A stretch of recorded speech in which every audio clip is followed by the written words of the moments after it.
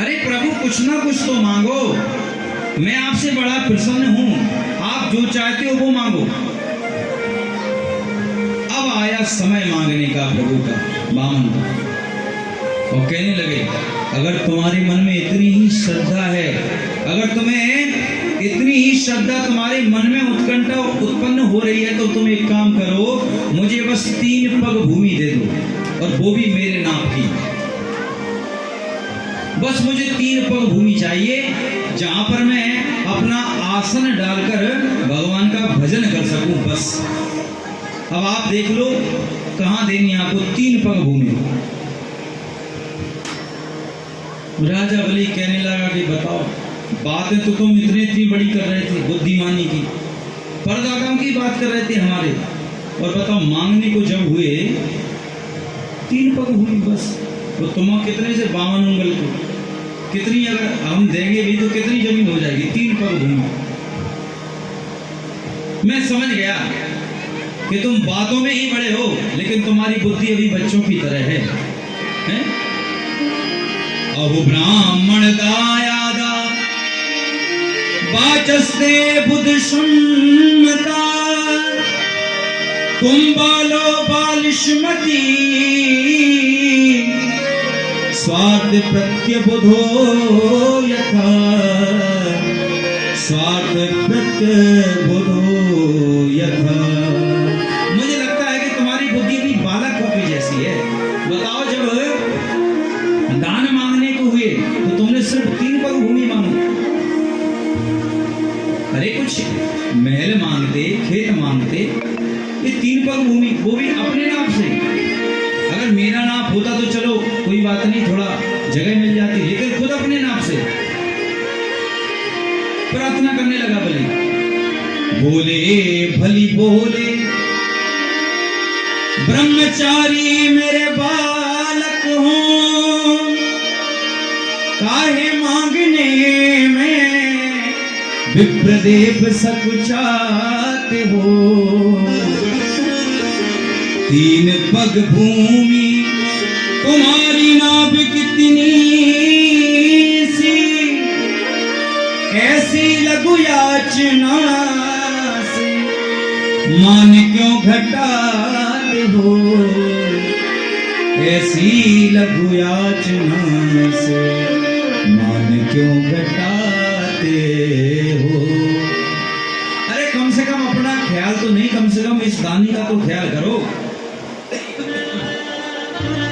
जो दान देने में सर्वोपरि है, और पता नहीं किसको क्या क्या दान कर दिया। और जब आप, मैं खुद आपसे कह रहा हूं, आपको जो भी मांगना है वो निष्फिक्र होकर मांगो, मैं आपको कुछ भी देने के लिए तैयार हूं। लेकिन आप तो मेरा मान बढ़ा रहे हो, मेरा मान घटा रहे हो 3 पग भूमि से। बामन भगवान बोले अगर देना हो तो दो, और नहीं देना है, वैसे भी मैं कुछ मांग नहीं रहा था, तुम ही बोले कि कुछ मांगो, और अगर तुमको देना है तो 3 पग भूमि चाहिए, और नहीं देना तो अभी मैं जा रहा हूं, बस।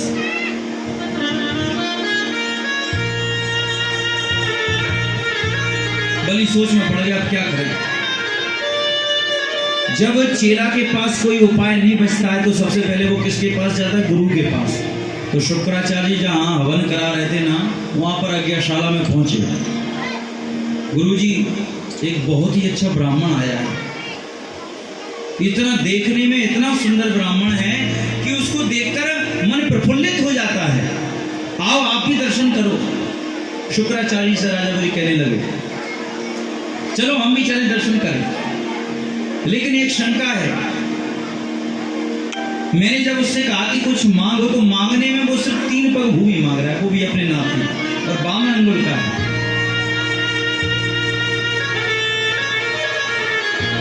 क्या करना चाहिए? इधर पहले ही वामन भगवान ने संकल्प बना लिया था कि बताओ देना है तो दो, ना तो नहीं, मैं जा रहा हूं। हाँ, दो है, दे रहे हो अगर बोलो, नहीं। बलि ने कहा चलो ठीक है 3 पग भूमि, अगर तुम्हारी इच्छा है तो चलो ठीक है, अपने नाम से तुम, इतना बड़ा मेरा राज्य पड़ा हुआ है, कहीं भी तुम 3 पग भूमि आराम से ले सकते हो। वामन भगवान ने कहा ऐसे नहीं, संकल्प करना पड़ेगा। अगर तुम संकल्प नहीं करोगे तो हम 3 पंग भूमि नहीं लेंगे। पहले संकल्प करो कि हाँ तुम दोगे। संकल्प करवा लिया बलि से, हाँ हम बिल्कुल देने के लिए तैयार हैं 3 पंग भूमि। शुक्राचार्य जी को जाकर कहा ऐसा ब्राह्मण आया 3 पंग भूमि मांगता है, क्या करना चाहिए। शुक्राचार्य जी ने सोचा कि ऐसा तो नहीं हो सकता कि ब्राह्मण कोई अगर कह दे कि दान मांगो तो ब्राह्मण कम पड़ जाए, तो ऐसा ब्राह्मण तो हो नहीं सकता, कुछ ना कुछ गड़बड़ तो जरूर है। तब अंतर्दृष्टि से जैसे ही देखा शुक्राचार्य जी ने, तब साक्षात नारायण का रूप दिखाई दिया। अरे ये तो छलिया है जन्म जन्म का, और मेरे शिष्य को छलने आया है। ये 3 पग भूमि मांग कर क्या पता 3 लोगों का राज्य ले ले, ऐसा ही करने आया है और मुझे कुछ करना चाहिए। बलि ने कहा गुरुजी चलो। दोनों आए, देखा साक्षात प्रभु। बलि से कहने लगे शिष्य ये तुम्हें पता नहीं है जन्म जन्म का छलिया है। ये तुम जो सोच रहे हो ना बामन भगवान है, बामन नहीं है तो 53 है। हाँ ये बामन नहीं है, आप जो सोच रहे हो ब्राह्मण है, नहीं ये तो 53 है। और कौन है? ऐसे रुचनी साक्षात भगवान विष्णु बया कश्यपादित्य जातो देवानाम कार्य साधिका, देवानाम कार्य साधिका। ऐसे रोचने साक्षात भगवान विष्णु रभ्या। अरे तो विष्णु है और ये तुमको छलने आया है। कश्यप ऋषि की संतान बनकर आया है, और जो देवता लोग दर दर की ठोकरें खा रहे हैं उनका कार्य साधने के लिए आया है। बलि अभी भी समझ जाओ, अगर तुमने संकल्प भी कर लिया तो इसको दान मत दो। अगर तुमने दान दे दिया तो तुम्हारी जितनी धन संपत्ति, जितना वैभव है, सब कुछ चला जाएगा, सब कुछ छीन लेगा भी तुमसे। लेकिन बलि ने कहा मेरा चारों जगह इतना नाम है कि मैं इतना बड़ा दानी हूं, और मैंने संकल्प भी कर लिया कि नहीं मैं दूंगा दूंगा दूंगा, और अगर मैं बीच में से हटा तो मेरी जो कीर्ति है, मेरा यश है, धूमिल हो जाएगा। सब मुझे कह के बताओ कैसा दानी था है? कोई द्वार पर आया, कोई ब्राह्मण द्वार पर आया और 3 पग भूमि मांगी सिर्फ, और दी नहीं। बताओ शुक्राचार्य से कहने लगा कि चाहे ब्राह्मण हो, चाहे स्वयं विष्णु क्यों ना हो, लेकिन मैं तो दूंगा। और मेरे जैसा सौभाग्यशाली और कौन होगा बताओ? क्योंकि देने वाला जो होता है, दानी जो होता हो, उसका हाथ कहाँ होता है? ऊपर होता है, और लेने वाले का हाथ कहाँ होता है? नीचे होता है। तो बताओ मेरे जैसा भाग्यशाली स्वयं भगवान को दे रहा हूं। अगर वास्तव में ये विष्णु है तो इसमें भी तो मेरी कीर्ति है कि साक्षात मैंने भगवान को दान दिया। शुक्राचार्य जी ने कहा मैंने बहुत समझा लिया, नहीं मानते तो चल कोई बात नहीं, मैं जा रहा हूं, तुम्हें जो करना है सो करो। अब तो शुक्राचार्य जी संकल्प तो पढ़ा नहीं, चले गए। संकल्प कौन पढ़े?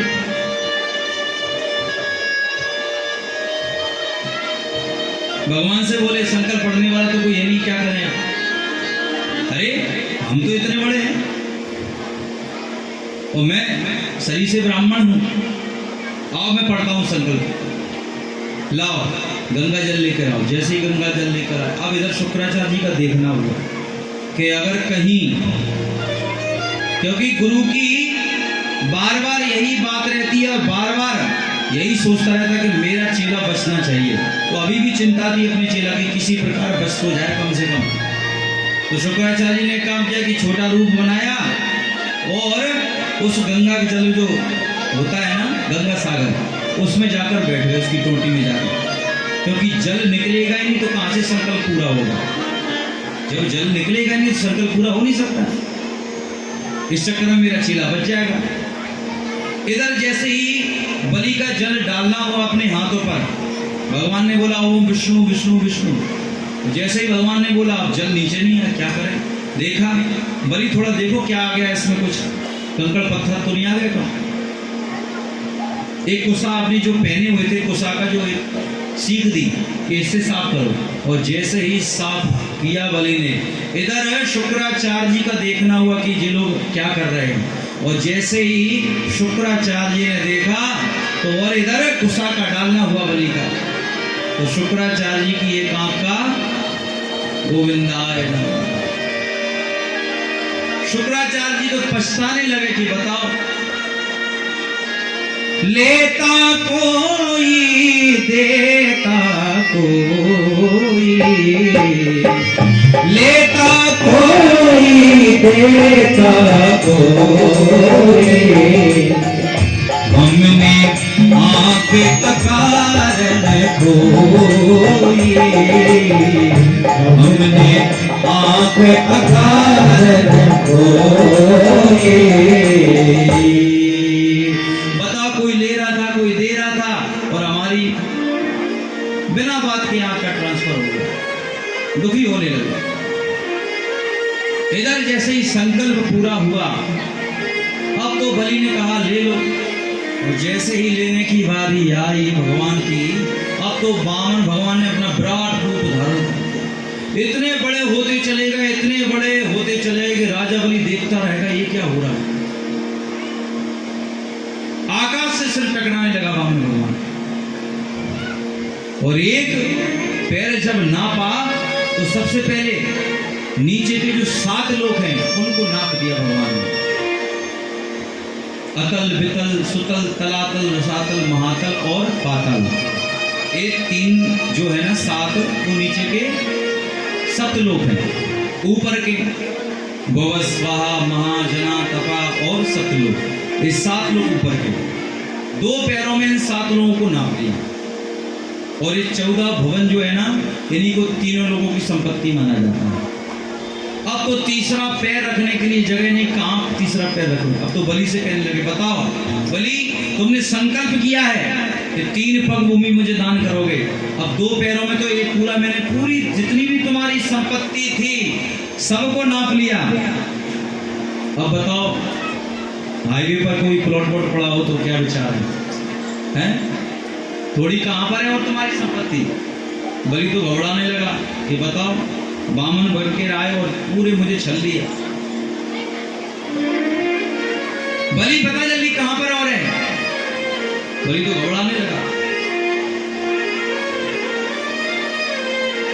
तुम अपने संकल्प करके गलत किया है। बलि को अपने बंदी फांस में नाप लिया और डाल दिया नीचे। जैसे ही बंदी बना पड़ा हुआ है बलि, इधर उसकी जो पत्नी है विंध्यावली वो आई, उसने देखा क्या है, सब कुछ देख रहा, साक्षात भगवान खड़े हैं। राजा बलि बंधा हुआ पड़ा है।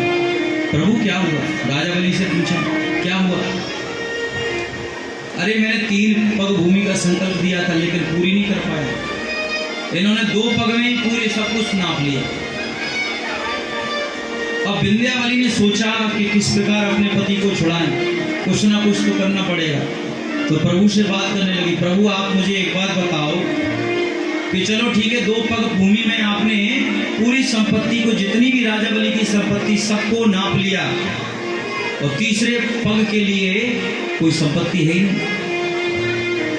प्रभु आप मुझे बताओ कि दानी बड़ा होता है कि दान कर, जो दानी बड़ा होता है कि जो उसका दान होता है वो बड़ा होता है? संपत्ति बड़ी होती कि संपत्ति का मालिक बड़ा होता है? आपकी नजर में कौन बड़ा है? दान बड़ा है कि दानी बड़ा है?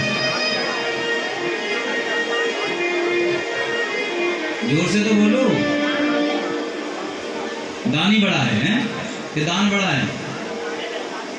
संपत्ति बड़ी है कि संपत्ति का मालिक बड़ा है?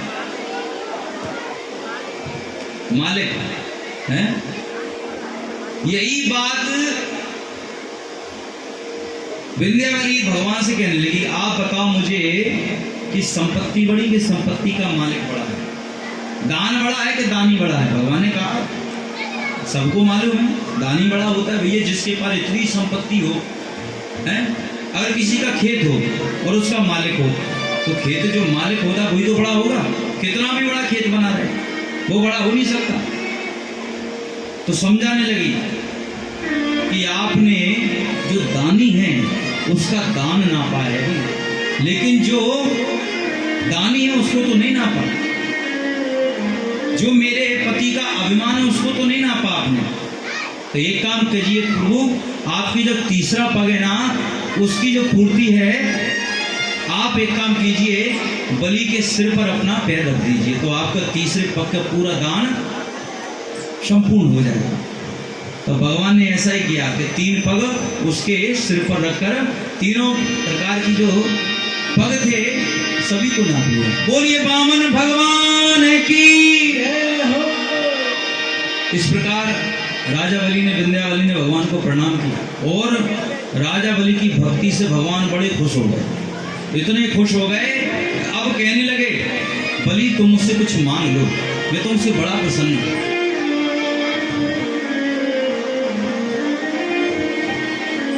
तुम मुझसे कुछ मांगो। राजा बलि से स्वयं कह रहे हैं भगवान। बलि सोचने लगा कि अभी आए थे बिल्कुल भिखमंगा मन को, और मेरी ही संपत्ति लेकर और मुझसे ही कह रही कुछ मांग लो, यह कैसे हो सकता है? बलि कहने लगा, हालिड़ भूमि त्याग दई, तब फेर न पाव धरे भूम माही, रैन को त्याग दई चकुरी, पिए को हेरत शत्रु की नाही। एक हालिड़ पक्षी होता है, उसका एक ऐसा संकल्प है कि वो धरती पर कभी पैर नहीं रखता। अगर धरती पर वो रखेगा भी तो पहले कोई पेड़ का अगर कोई डंडा होगा, कोई ऐसा लकड़ी लेकर आएगा, उसको नीचे पटेगा धरती पर और फिर उसके ऊपर बैठेगा। ऐसा संकल्प उसका पक्षी का होता है, हालिड़ पक्षी का। तो वही लोग समझाते हैं, हालिड़ भूमि त्याग दई, तब फेर न पाव धरे भूमि माही,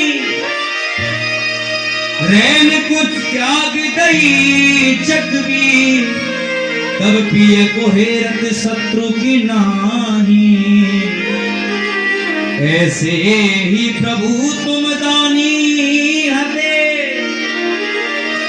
तो क्यों मेरे ही आगे पसारत बाही। चाहे लौट के गंग पछोई बहे, पर मंगन पे हम मांगत नाही। अरे तुम अभी थोड़े समय पहले आए थे और मुझसे कह रहे थे कुछ 3 पग धूमि दो, 3 पग, और जब तुमने मेरी पूरी संपत्ति को हरण कर लिया, अब मुझसे ही कह रहे हो कुछ मांगो, कुछ मांगो। हमें कुछ नहीं चाहिए। विंध्यावली कहने लगी, कुछ ना कुछ मांग लो, देखो हाँ ये तो कहाँ रहेंगे हम लोग।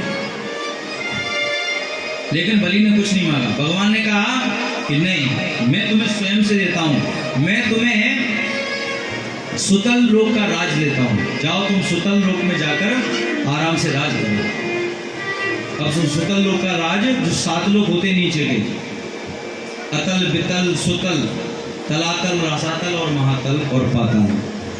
सुतल लोक का जो राज का पूरा बलि को दे दिया। अब तो बलि बड़े आराम से, बलि ने सोचा कि अगर हम मांगे नहीं तो हमको थोड़ा अभिमान ना आ जाए, तो भगवान से कहने लगा। वो विंध्यावली ने कहा कि थोड़ा कुछ तो मांग लो कम से कम।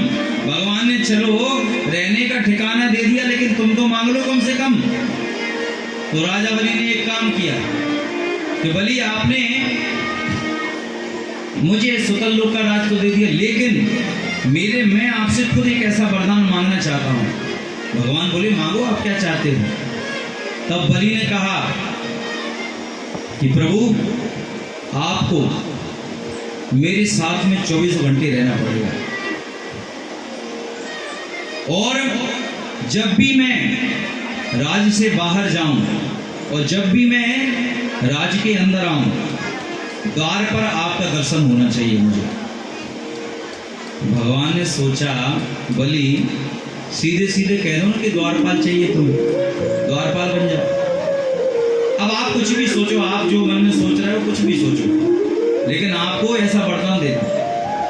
भगवान ने कहा तथास्तु, जाओ।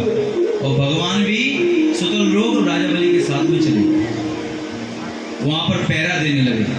अब जब भी बलि जाता, जब भी आता, भगवान का दर्शन होता। कुछ समय बाद लक्ष्मी जी को पता पड़ा, नारायण भगवान लक्ष्मी मैया के पास में गए।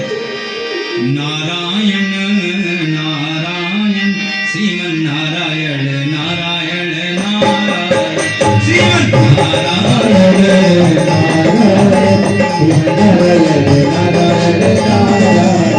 श्रीमन नारायण नारायण नारायण श्रीमन नारायण नारायण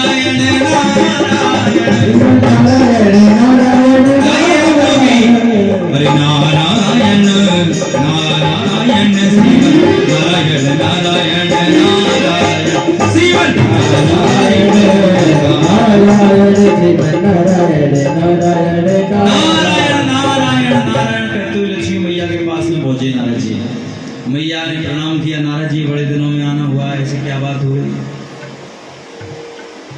आप बड़े अच्छे आए। नारद जी ने कहा क्यों? मैं अरे मुझे बहुत दिनों से प्रभु दिख नहीं रहे, कहाँ गए कुछ पता नहीं पड़ा। ओ मुझे पता है कि आपको जरूर पता होगा, नारद जी से पूछने लगे। आपको जरूर पता है कि नारद को प्रभु कहाँ गए। नारद जी ने कहा भैया आपको पता नहीं है, उन्होंने तो ड्यूटी ज्वाइन कर ली, नौकरी कर रहे हैं अब तो। ऐसी कौन सी नौकरी? मैया सोचने लगी थोड़े कोई सेनापति होंगे, कोई मजिस्ट्रेट होंगे, कलेक्टर होंगे, बड़ी बड़ी, क्योंकि बड़े बड़े पोस्ट पर होंगे हमारे भगवान। नारद जी कहने लगे बड़े पोस्ट पर नहीं है, चपरासी की नौकरी कर रहे हैं। कैसी नाक कटवा रहे हैं बताओ। नारद जी ने कहा और वो वापस आएंगे कि नहीं, ऐसा वचन भरवा लिया। लक्ष्मी मैया ने प्रार्थना की, नारद जी कुछ ऐसा तो उपाय बताओ कम से कम कि भगवान को मैं अपने घर पर वापस ला सकूं। क्या करना चाहिए? नारद जी ने कहा एक बात मैं तुमसे कहता हूं, अगर तुम्हें भगवान को अपने घर पर लाना है तो तुम्हें एक काम करना पड़ेगा। कुछ समय बाद आ रहा है रक्षाबंधन, और बलि के कोई भी बहन नहीं है और तुम्हारे भी कोई भाई नहीं है। एक काम करो, तुम राजा बलि की बहन बनकर जाओ, जब राखी बांधोगी तो उनसे अपनी जो दक्षिणा देंगे उनमें भगवान को मांग लेना। लक्ष्मी ने ऐसा ही किया। सुतल्लो गई, रोजाना बलि शिकार करने जाता था जंगलों में। उस दिन क्या हुआ, लक्ष्मी मैया ने एक स्त्री का भेष बनाकर वहीं पर जंगल में बैठ गई और रोने लगी। इधर बलि का निकलना हुआ शिकार करते हुए। बलि ने देखा कि कोई निर्वस्त्र जो निर्बल स्त्री है बैठी हुई है, जाकर पूछना चाहिए क्या बात है, क्यों रो रही है। जाकर पूछा देवी आप कौन हैं, आप क्यों रो रही हैं? और मेरे जैसे मैं तो किसी को दुखी देख ही नहीं सकता।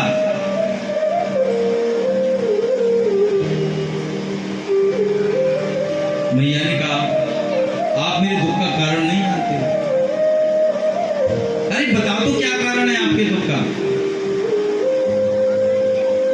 आज रक्षाबंधन है और मैं इस वजह से रो रही हूं कि मेरा कोई भाई नहीं। सबसे बड़ा दुख हो रहा है, सब बहन अपनी भाइयों के हाथ पर कलाई पर रक्षा सूत्र बांध रही और मैं आराम से रो, मेरे कोई भाई नहीं है। लो बलि ने कहा इससे सोने पे सुहागा हो गया। बताओ तुम्हारे कोई भाई नहीं और हमारी कोई बहन नहीं है, तो हम तुम्हारे भाई हुए और तुम मेरी बहन हुई। लाओ रक्षा सूत्र बांधो, तुम्हारा दुख का कारण भी दूर किए देते हैं। तब बलि ने कहा ऐसे नहीं, एक काम करते हैं हम सभी दोनों मिलकर राजमहल चलते हैं, वहां पर तुम्हारी भाभी से भी मुलाकात हो जाएगी और भाभी के सामने तुम रक्षा सूत्र मेरे हाथ में बांधना। अब तो जैसे ही लक्ष्मी मैया राजा बलि के साथ में आने लगी, इधर जैसे ही राज्य में प्रवेश किया, राजा बलि दौड़ा दौड़ा हुआ है द्वार पर। द्वार पर स्वयं भगवान खड़े हुए हैं। कहने लगा अरे मेरी बहन आ रही है। स्वागत करो, थोड़ा स्वागत की तैयारी करो। भगवान ने कहा अभी तो कोई बहन नहीं थी, अभी कहाँ से बनी बहन है? इतने दिन हो गए मुझे कोई बहन का आता पता नहीं हो, कहाँ से बहन आ गई? हाँ ठीक है, बड़ी अंदर चला गया भाभी से कहना। इधर बहन जी चले आ रही हैं। भगवान ने देखा ये कहाँ से आ गई। अब तो भगवान मुंह छुपाने लगे, अभी देख लेगी, अभी कुछ ना कुछ कहेगा। अब तो जैसे ही लक्ष्मी जी का देखना हुआ, रुको तुम तो घर पर चलो, घर पर बताती हूँ तुमको, अभी इधर कुछ नहीं कहूँगी तुमसे। ज्यादा चपरासी, ज्यादा द्वारपाल की तुम्हें नौकरी अच्छी लगती है ना, अभी करवाती हूँ तुम, घर पर चलो। कहकर अंदर चली गई। राजा बलि ने और विंध्यावली ने बड़ा स्वागत किया बहन का, और जब माला पहनाकर आरती उतारकर जब रक्षा सूत्र बांधने लगी लक्ष्मी जी, एन बद्धो बलि राजा तान्वेन्द्रो महाबला तेन त्वां प्रतिबध्नामि रक्षेमाचल माचल। ये रक्षा सूत्र का मंत्र है।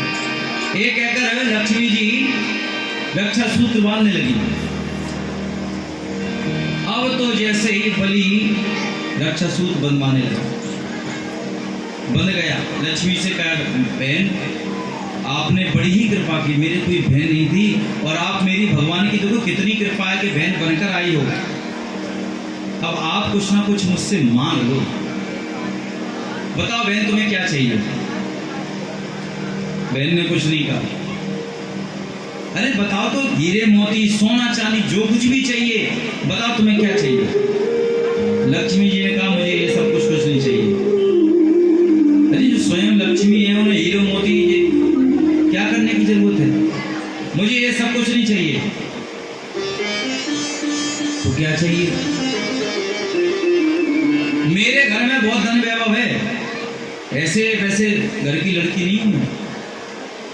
अगर तुम मुझे देना ही चाहते हो तो संकल्प करो। और जैसे ही संकल्प का नाम आया तो बलि के तो पसीना छूट गया।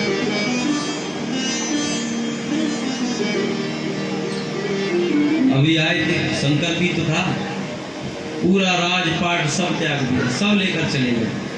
अभी को संकल्प घबराने लगा, बलि क्या करना चाहिए। बहन आप कुछ भी मांग लो मुझसे, लेकिन अगर आप संकल्प की कहोगे तो मैं संकल्प नहीं कर सकता। मुंह से जरूर कह सकता हूं कि दूंगा दूंगा दूंगा, आप कुछ भी मांगोगे। लक्ष्मी मैया को विश्वास दिला दिया। तब लक्ष्मी मैया ने कहा मुझे ना तुम्हारा सोना चांदी चाहिए, ना हीरे मोती चाहिए, कुछ भी नहीं चाहिए, ना धन संपत्ति कुछ भी नहीं चाहिए। मुझे तो बस जो तुम्हारे द्वार पर खड़ा खड़ा हुआ मंद मंद द्वारपाल मुस्कुरा रहा है ना, पूछ। और जैसे ही लक्ष्मी ने मांगा, बलि तो घबरा गया।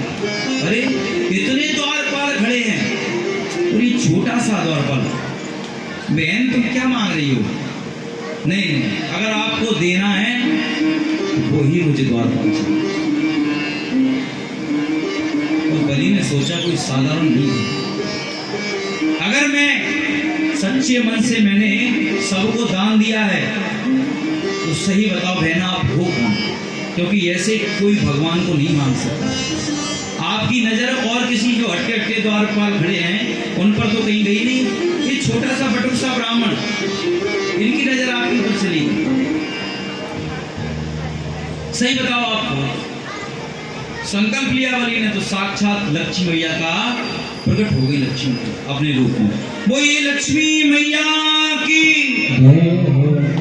बलि सोचने लगा, चक्कर में पड़ गया। जैसे ही लक्ष्मी जी आई चक्कर में पड़ गया कि बताओ सबने एक घर की चक्की का आटा खा रखा है क्या है? जो भी आता है घर का मांगने के लिए चला आता। संकल्प करो और मांग ले जाओ।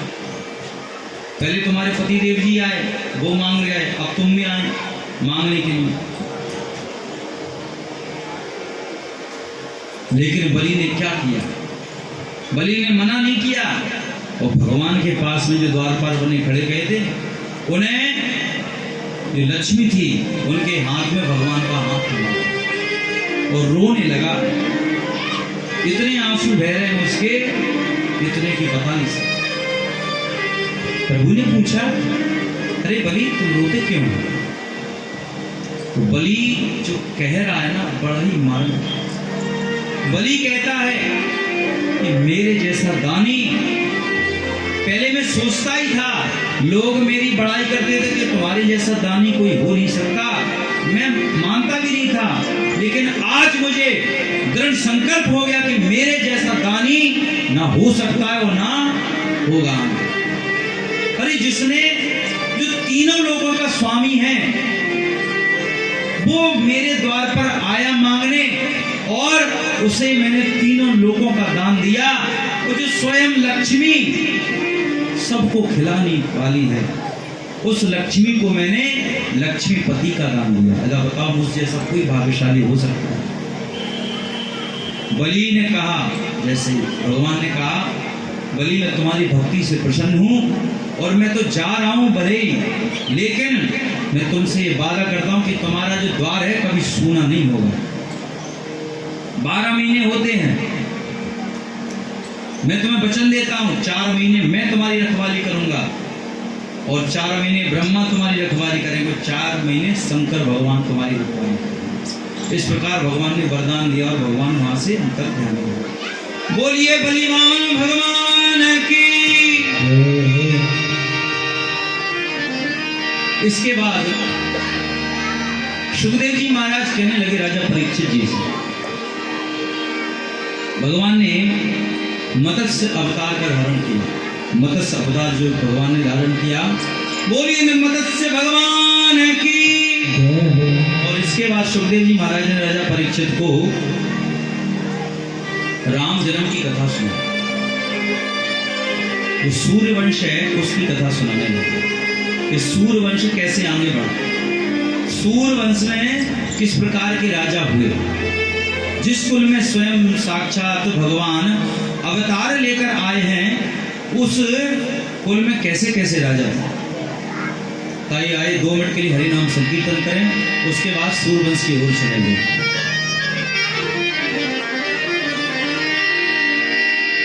हे गोपाल राधे कृष्ण गोविंद गोविंद, हे गोपाल राधे कृष्ण गोविंद गोविंद, हे गोपाल राधे कृष्ण गोविंद गोविंद, हे गोपाल राधे कृष्ण गोविंद कृष्ण गोविंद गोविंद गोविंद गोविंद कृष्ण गोविंद गोविंद कृष्ण गोविंद गोविंद कृष्ण गोविंद गोविंद कृष्ण गोविंद कृष्ण गोविंद गोविंद कृष्ण गोविंद गोविंद, हे गोपाल राधे कृष्ण गोविंद गोविंद, हे गोपाल राधे कृष्ण गोविंद गोविंद, हे गोपाल राधे कृष्ण गोविंद गोविंद, हे गोपाल राधे कृष्ण गोविंद। बोले बाकी मेरे लाल की।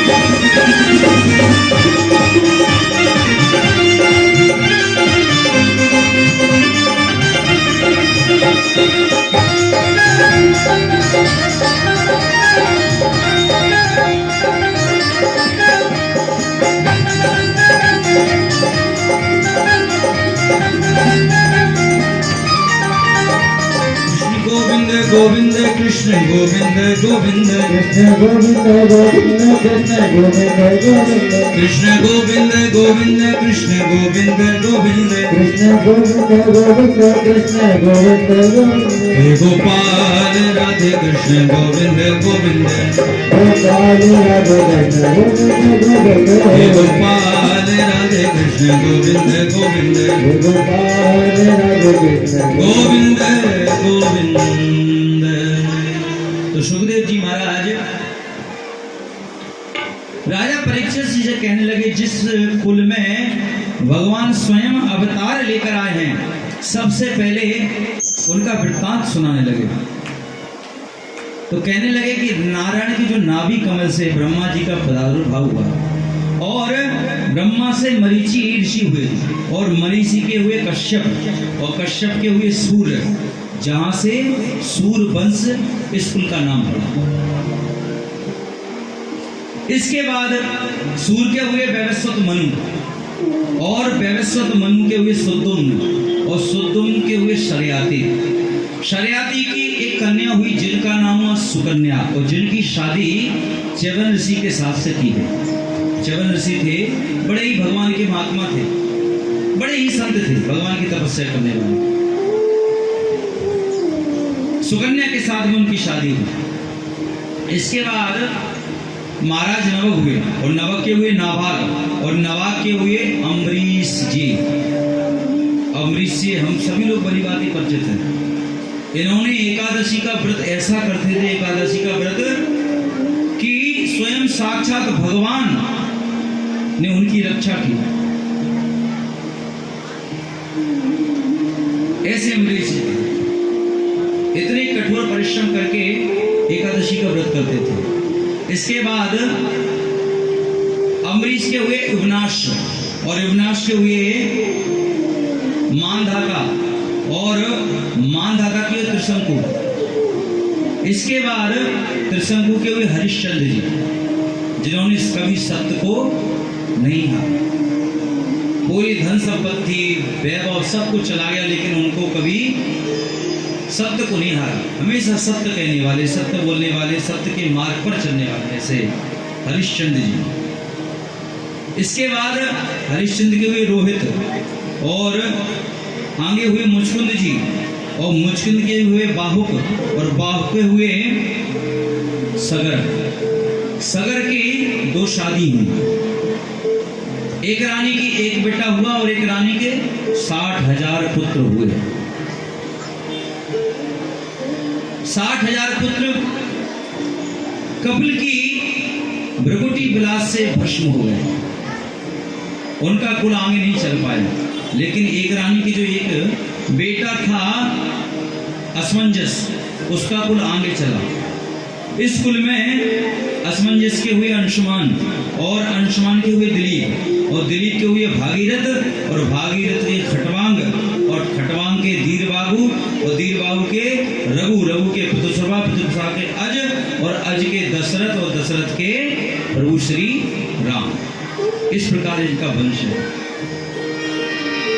खटवांगा दीर्घबाहुश्च रघुस्तस्मात् पृथुश्रवा अजस्ततो महाराजस्य तस्मात् दशरथो भवत्। इस प्रकार इनका कुल आगे बढ़ा। अब तो दशरथ जी की शादी 3 रानियों से हुई, कौशल्या, कैकेयी, सुमित्रा। लेकिन इनको एक ही कष्ट था कि इनकी कोई संतान नहीं थी। बड़े ही दुखी थे।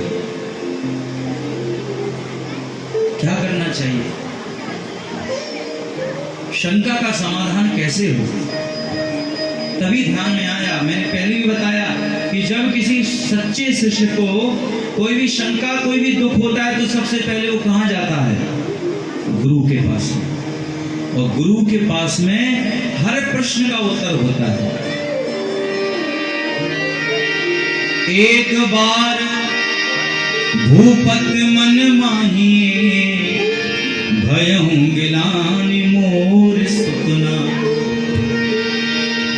गुरु ग्रह तुरत गयहु महिपाला चरण लाग कर विनय विशाल। गुरु के पास में गए, चरणों में गिर गए और गुरु के पास में जाकर सिर्फ यही किया, निज सुख दुख सब गुरु ही सुनायो, कही वशिष्ठ बहु विधि समझाऊं। ऐसे ही बताया और गुरु ने मन को जान लिया और गुरु ने आशीर्वाद दे दिया, दशरथ धरहु धीर हुए हैं सुतचारी त्रिभुवन विदित भगत भया। अरे तुम एक पुत्र की बात कर रहे हो, अरे मैं तो तुम्हें आशीर्वाद देता हूं कि तुम्हारे एक नहीं 4 पुत्रों की प्राप्ति होगी। जाओ तुम्हें मैं आशीर्वाद देता हूं। लेकिन राजा ये काम करना पड़ेगा तुमको बस, क्योंकि तुम्हारी कुल की परंपरा है कि जब तक यज्ञ नहीं होता है तब तक कोई पुत्र नहीं होता। ये दो कुल हैं, एक सूर्यवंश और एक चंद्रवंश। इन दो कुलों की एक ही विशेषता है, अलग अलग। सूर्यवंश की क्या है, जब तक यज्ञ नहीं होगा तब तक कोई पुत्र नहीं आ सकता।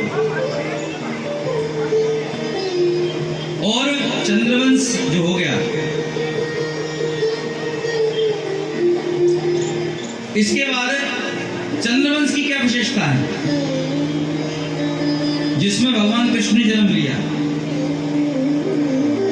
उनकी ये विशेषता है कि जब तक युद्ध नहीं होगा तब तक किसी की शादी नहीं हो सकती। इनकी ये विशेषता है चंद्रवंश। तो गुरु कहने लगे विश्वामित्र जी की तुम यज्ञ करवाओ, तो जब यज्ञ होगा तो तुम्हारे 4 पुत्रों की प्राप्ति जरूर होगी। और यज्ञ के लिए श्रृंगी ऋषि वशिष्ठ बुलावा, पुत्र काम शुभ जग करा। यज्ञ होने लगा, भगत सहित मुनि आहुति दीने, प्रगट अग्नि चरु कर लीने। बार बार तीनों देवियों के साथ में बैठकर दशरथ जी भवन में आहुति कर रहे हैं और अग्निदेव प्रसन्न हुए।